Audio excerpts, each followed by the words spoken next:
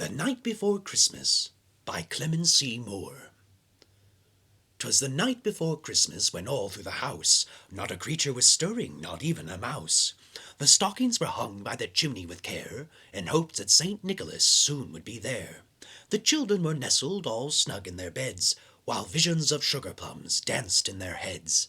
And mamma in her kerchief and I in my cap had just settled our brains for a long winter's nap, when out on the lawn there arose such a clatter, I sprang from my bed to see what was the matter. Away to the window I flew like a flash, tore open the shutters and threw up the sash. The moon on the breast of the new-fallen snow gave a lustre of midday to objects below, when what to my wondering eyes should appear but a miniature sleigh and 8 tiny reindeer, with a little old driver so lively and quick, I knew in a moment it must be St. Nick.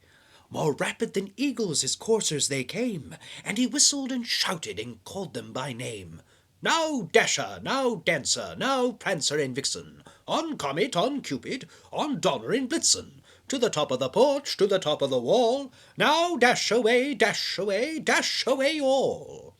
As dry leaves that before the wild hurricane fly, when they meet with an obstacle, mount to the sky, so up to the housetop the coursers they flew, with a sleigh full of toys and St. Nicholas too.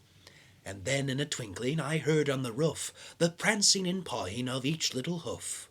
As I drew in my head and was turning around, down the chimney St. Nicholas came with a bound.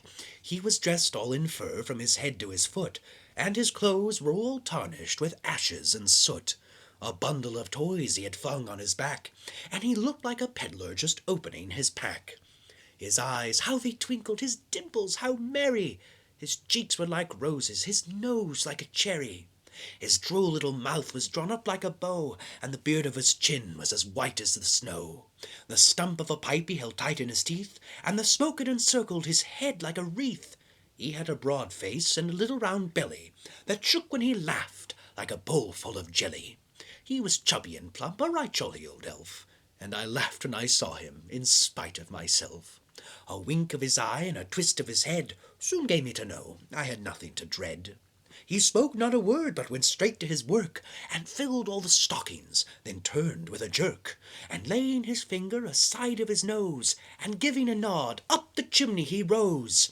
He sprang to his sleigh, to his team gave a whistle, and away they all flew like the down of a thistle. But I heard him exclaim, ere he drove out of sight, "Happy Christmas to all, and to all a good night."